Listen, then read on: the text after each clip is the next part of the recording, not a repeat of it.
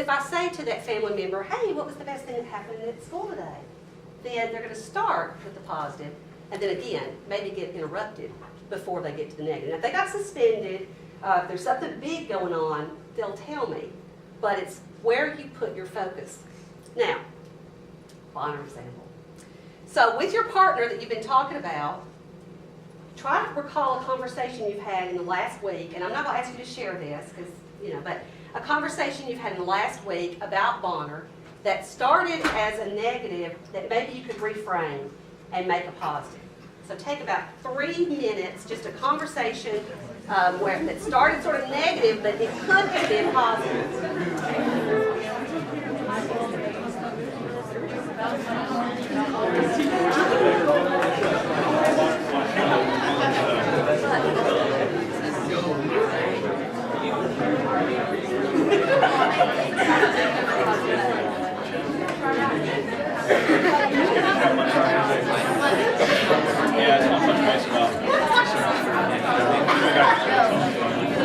Oh, I wasn't going to.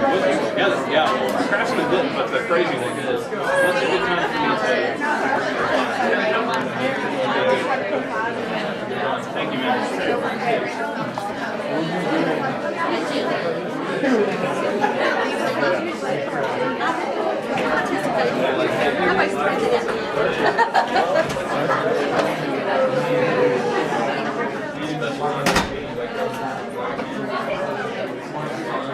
Okay. I know sometimes it's hard to think of an example when you're put on the spot, but you've got that little exercise.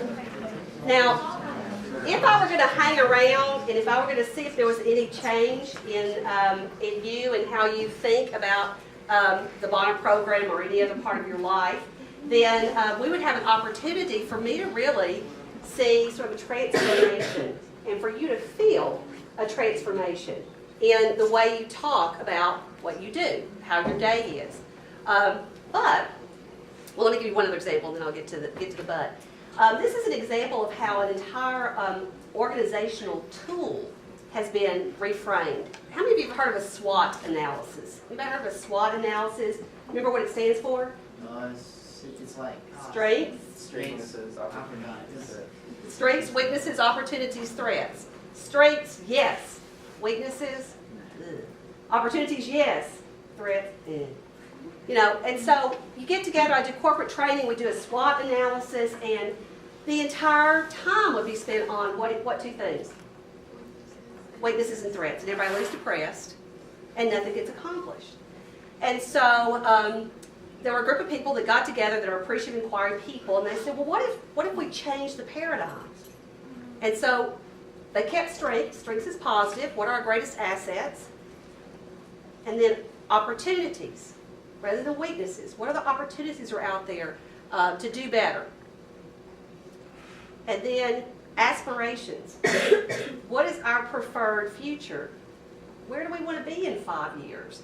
Where do we want to be in 6 months? What do we want this program to look like next fall? So what are we aspiring toward? And then results. What are the measurable results? How do we know when we get there? And we'll talk a little bit later about once you do get those results, how you celebrate those results. So again, not ignoring the problems, but focusing on the positive. Because when you focus on the positive, what you're not talking about, you know are the problems. I mean, we all know what the problems are. So it doesn't ignore the problems. It recognizes them as a desire for something else. It's okay to nail a problem. It's okay to say, we've got a problem with this.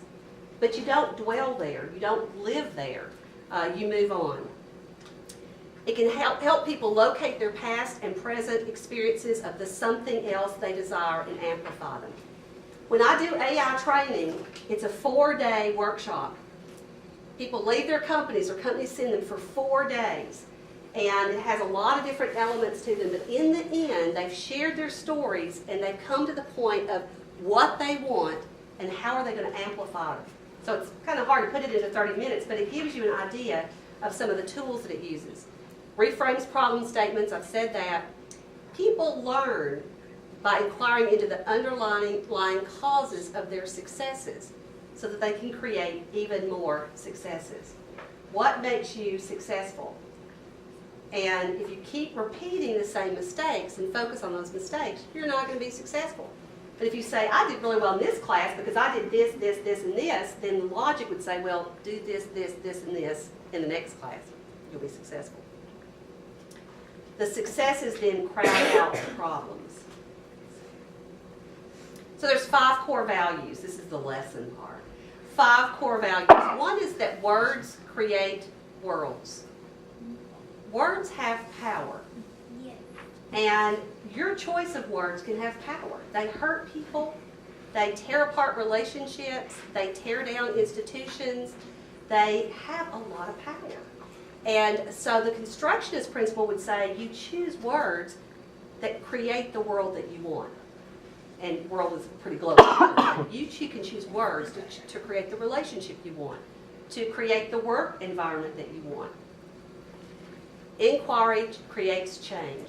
Going back to a previous slide, organizations move in the direction of the questions they ask. So if you ask the questions, change already starts occurring because people start thinking, why did you ask that question? Why did he ask that question? And change begins. We can choose what we study. Image inspires action. And I don't have a lot of time to give you examples of this, but I think of advertising logos that are used primarily to get people to buy a product. And it's an image, and it's an image that's created to get people to do something. I don't know if you have a Bonner logo or not. But do you have one? It kind of, you know. Does it inspire action? So. Does it? I don't know. But in the 4-day workshop, if we had 4 days, we would do an exercise where you would create an image that describes the best of Bonner and sort of have that image. Positive questions lead to positive change. Now, how do you do it? Well, I mean, you know, I'm standing here, my daughter is here, and she can tell you that I'm not always in the appreciative mindset. But I think sort of trying to change my mindset has really helped me to help my perspective. Helped me to deal with faculty problems and put those in perspective. Helped me to deal with family problems and put those in perspective. Helped me deal with life problems and put those in perspective. So you develop an appreciative mindset, and it's like any habit. You have to try it out. See if you can do it. And then at the end of the day, if you think you had a better day, try it out tomorrow. Test it. You know, don't take my word for it. Test it. But it's a discipline. It really is a discipline. Be clear about what you want more of. Not what you want less of, but what you want more of. Track it. When you start getting more of it, keep a history. If it's something in your personal life, keep a journal. If it's something with the Bonner program, you know, keep a list of what you're doing right, how you get more of it, and track it. Because once you track it and you know what it is, you want to fan it. What does it mean to fan something? What happens when you fan a fire?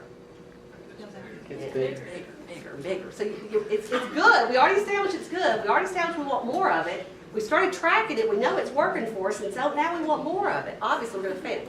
Then praise it. Celebrate it. I was just in a meeting on with the, I don't know what it's called now. It's a Global Diversity Committee, I think. And they came back and they had an idea for a fall faculty workshop. And what they said is just one change. That was their tagline. Just one change. And so what they want to say to faculty is you don't have to change the world. You don't have to change your entire course. Just one change that broadens students' perspective about the world. Just one change. That's doable. And so if you get one change, we're going to praise it. We're going to applaud it. And then we're going to fan it. We're going to bless it. We're going to give license to continue. We might pour some money at it. Then we're going to ask for more of it. That worked, let's do it over here. Let's do it over here. Let's do it over here. And then you create a fanfare. See, a big celebration maybe at the end of the year on what you've accomplished. We all need positive reinforcement. So if we're doing something right and we don't get recognized for it or we don't get permission to continue doing it, sometimes we get discouraged and we quit. So you create this meta fanfare and then you get others to fan too. Now, let's go to the quotes. I've got some names.